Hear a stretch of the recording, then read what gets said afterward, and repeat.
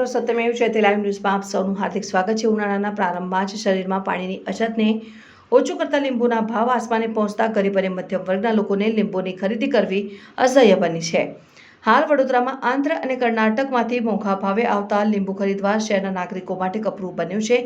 ઉનાળાની બિલકુલ શરૂઆતથી જ સમગ્ર રાજ્યમાં ગરમીએ પોતાનું પોત પ્રકાશ્યું છે। 40 ડિગ્રીની ઉપરના તાપમાન સાથે અસહ્ય ગરમીથી રીબાતા નાગરિકો માટે લીંબુ પાણીએ આવશ્યક ઔષધિ પુરવાર થઈ છે।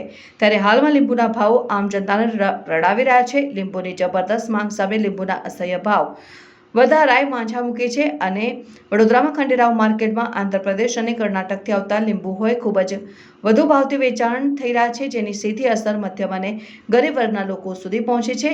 સામાન્ય રીતે ગરમીના સમયે શરીરમાં પાણીની કમી થતી હોય છે, ત્યારે લીંબુ પાણી કે લીંબુ શરબત એ ઔષધીય સાબિત થાય છે। એવા સમયે જ લીંબુના અસહ્ય ભાવ વધારાને કારણે લીંબુની ખરીદી કરનાર લોકો મોઢું વકાસી રહ્યા છે। લીંબુની માંગને પહોંચી વળવા માટે હાલ તો વડોદરાના ખંડેરાવ માર્કેટ ખાતે આંધ્રપ્રદેશ અને કર્ણાટકથી વેપારીઓ લીંબુ મંગાવી રહ્યા છે। વેપારીઓની વાત કરીએ તો વડોદરા અને તેની આસપાસ લીંબુની ખેતી કરનાર ખેડૂતોનો પાક આગામી 2 મહિનામાં તૈયાર થવાનો છે, જેને લઈને વડોદરામાં સ્થાનિક લીંબુનો પણ પગપેસારો મે મહિનામાં થશે। હાલમાં જે પરિસ્થિતિ ગરમીની છે તેને જોતા વેપારીઓ મોંઘા ભાવે અન્ય રાજ્યોમાંથી આવેલા લીંબુની ખરીદી કરી રહ્યા છે। સ્થાનિક વેપારીઓને લીંબુ હોલસેલના ભાવે ઊંચા કિંમતે મળી રહ્યા છે, ત્યારે તેનું વેચાણ પણ તેઓ ઊંચી કિંમતે કરી રહ્યા છે, જેના કારણે તેમના ધંધા રોજગાર પર અસર પડી રહી છે। મુશ્કેલી એટલા માટે છે કે જે ગુજરાતના આપણે બરોડામાં લીંબુની આવક છે એકદમ તદ્દન ઘટાડો છે। તે 5મા મહિના પછી ચાલુ થવાય।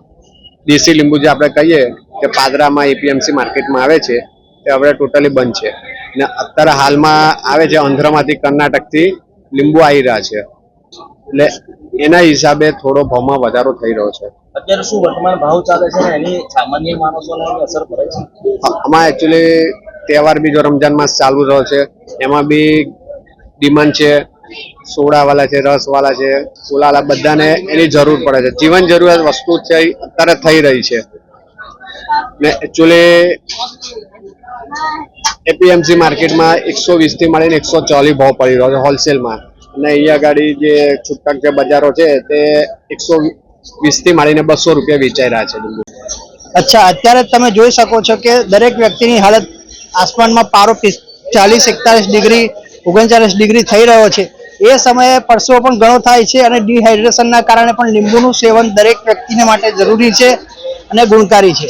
એવા સમયમાં અત્યારે લીંબુનો વપરાશ પણ વધારે છે, એની સામે માંગણી સામે જે એનો ભાવ છે એ ઘણો બધો અત્યારે વધી રહ્યો છે। હજુ તો ઉનાળાની શરૂઆત છે, આવનારા સમયમાં આનો ઉપયોગ હજુ વધારે થવાનો છે।